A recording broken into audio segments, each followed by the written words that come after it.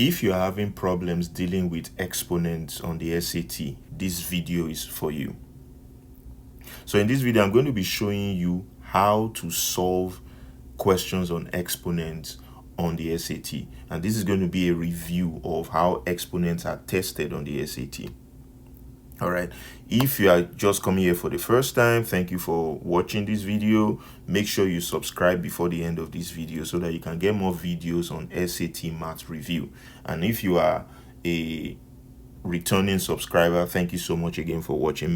Make sure you watch this video to the end so that you can review your exponent knowledge.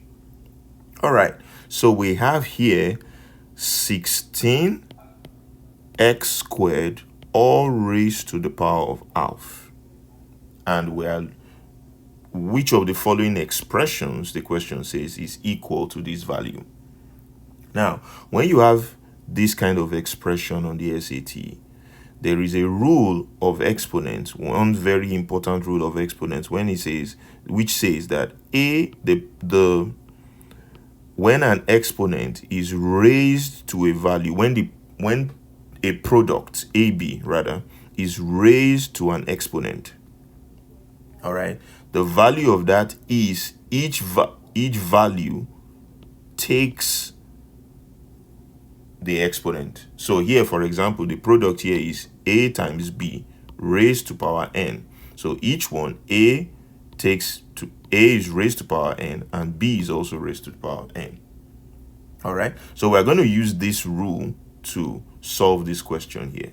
So 16x squared raised to the power half is the same thing as saying 16 to the power of half and x squared raised to the power of half. All right, now 16 raised to the power of half is the same thing as saying the square root of 16.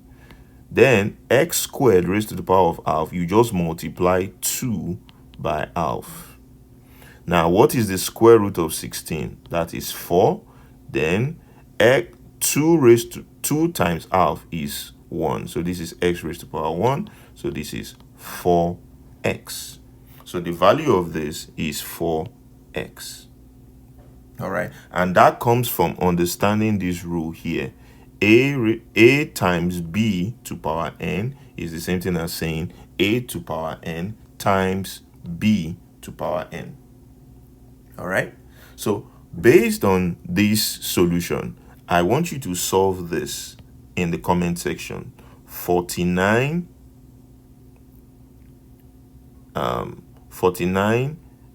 squared raised to the power of half. All right, solve this question and write your answers in the comment section. I'll be in the comment section to grade your answers. All right, so remember, if you are new here, please make sure you subscribe so that you can get more videos like this on SAT math review for your upcoming SAT exam. And if you are returning here, make sure you like this video, make sure you share this video, all right, so that other people can see this. And don't forget to solve this question and write your answers in the comment section. All right, and I will see you next time for another topic review for your SAT math, for you to get the best scores, highest scores on the SAT math. Thank you so much for watching. See you next time.